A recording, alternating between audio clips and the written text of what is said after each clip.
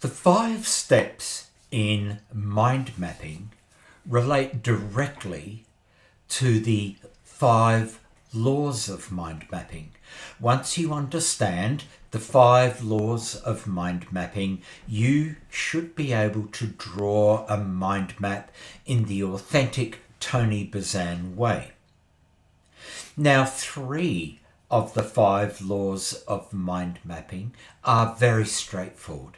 They're very easy to learn and apply. They are also fun. However, the first 2 steps are a little more difficult and require just a small amount of practice to get them right. I will explain how and why. So let's look at the first law of mind mapping, or the first step in the 5 easy steps, and that is creating branches. With a mind map, we need to create branches. So I would like to just give you a quick overview of the 5 steps before I cover them in more detail. The first law of mind mapping is branches. We use branches, and I'll explain exactly how. The second law is to use keywords, words that sit on the branches, and again I will explain this in more detail. We use colour in mind maps, and this is very easy to understand, and I will explain why we use colour. The 4th step is to use pictures wherever possible on your mind map.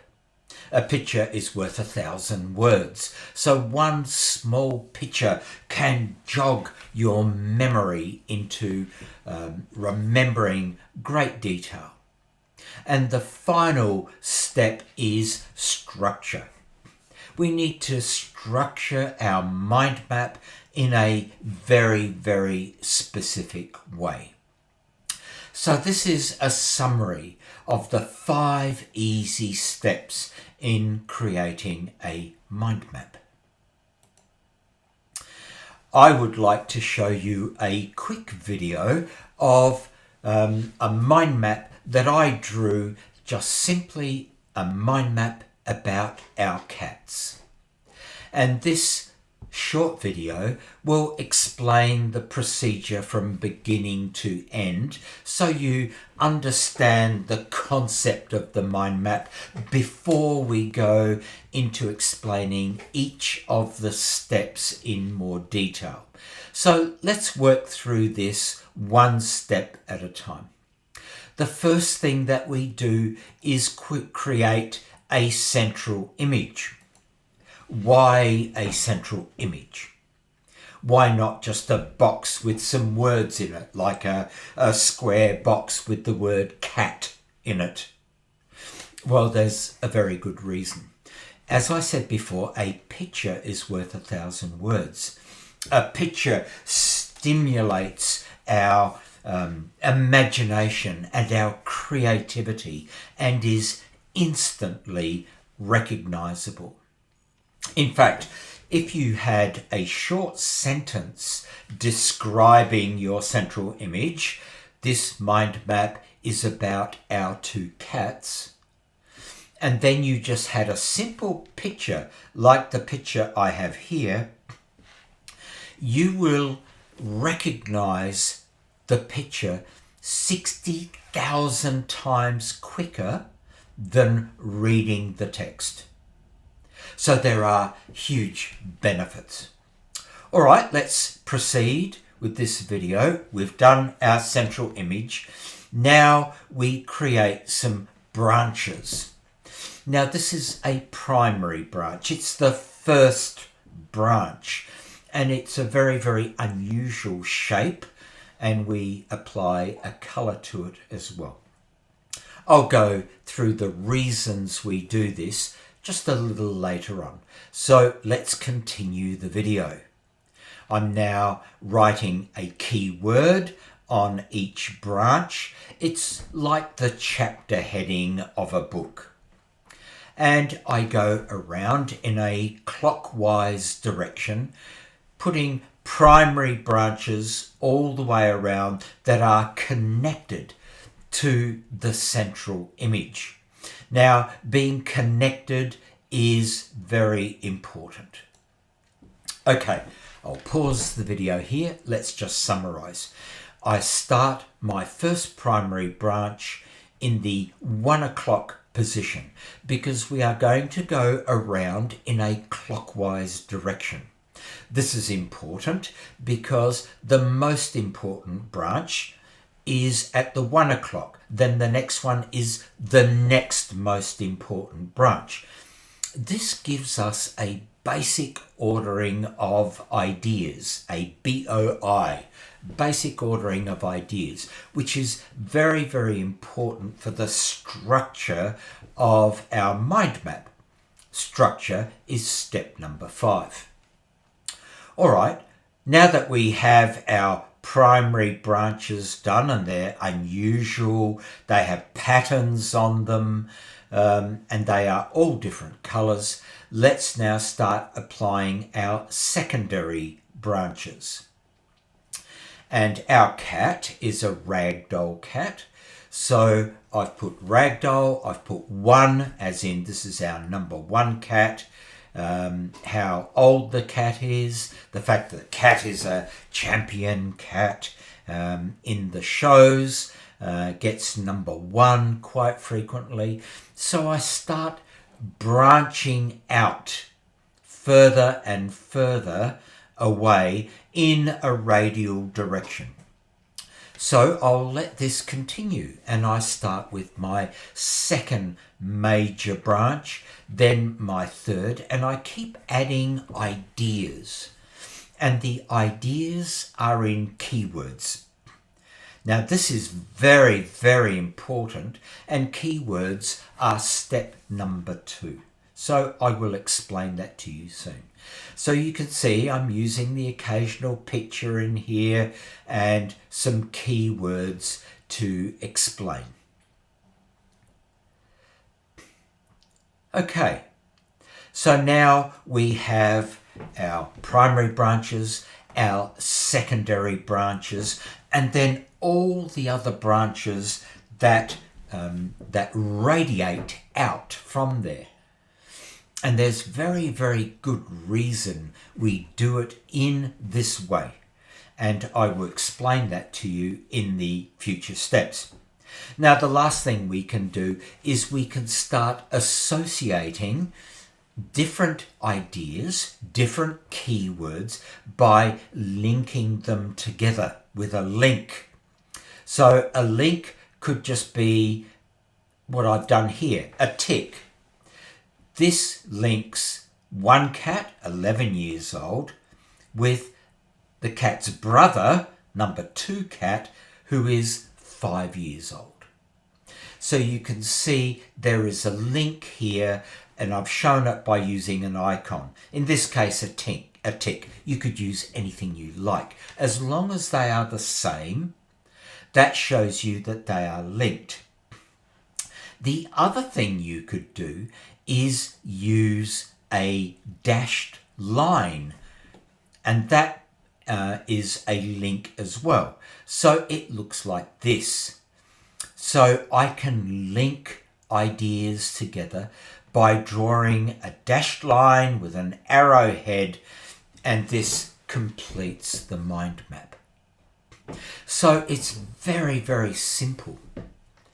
I can use a mind map like this that doesn't take long to create, and I could do a speech for 40 minutes to 1 hour just by looking at the keywords which remind me of a whole range of things that I can talk about.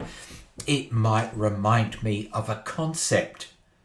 The concept, it might be a medical concept or geography or mathematics or history. Just one word can then help us associate that word with a whole lot of other facts and ideas and concepts. This is the power of mind maps, and it is very, very powerful indeed. Let's now look at our central image just quickly before we look at branches.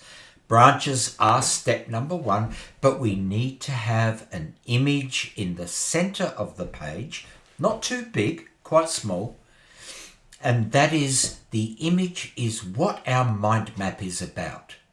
The one on the screen here is about summer holidays. So I could imagine that a summer holiday might be in a caravan, or might be in a tent, or a hotel, or something like that. So I've chosen to draw a caravan, and I just copied this picture from a picture that I had. I do not have to be a wonderful artist. The picture just needs to mean something to me. Like I've said a couple of times already, a picture is worth 1,000 words. This is why we use a picture. It stimulates our memory. When I think of a caravan, it might be parked at a caravan place that has a river nearby where I can go fishing, sleeping, swimming, walking, all of these holiday activities. I could go down to the beach if we are close to a beach. I could canoe or swim or do all sorts of things. So the picture immediately makes me think of all of these ideas, and that helps us with creating associations. I associate a caravan with different activities. It stimulates our thoughts. Our central image should not be too big because we need room for our ideas. So about that size for an A4 piece of paper, or an A3 large piece of paper, no bigger than a small fist. A child's fist, maybe, would be perfect. So around 40 millimeters for A4 paper, and no more than 90 millimeters for A3. Of course, it can be smaller. So let's look at the rules for step number 1, which is branches. We start off with a very unusual cow's horn branch. It starts very wide and gets narrower until it finishes in a point. There are very, very special reasons for this. We don't have time to cover all the reasons for branches being that shape, but in our advanced mind map course, we do. We go into a lot of examples and reasons why this is important. But for our 5 easy steps, our first branch looks like a cow's horn. You can see our branches. We start with a central image, and then we have our primary or first branch, and that is the biggest one.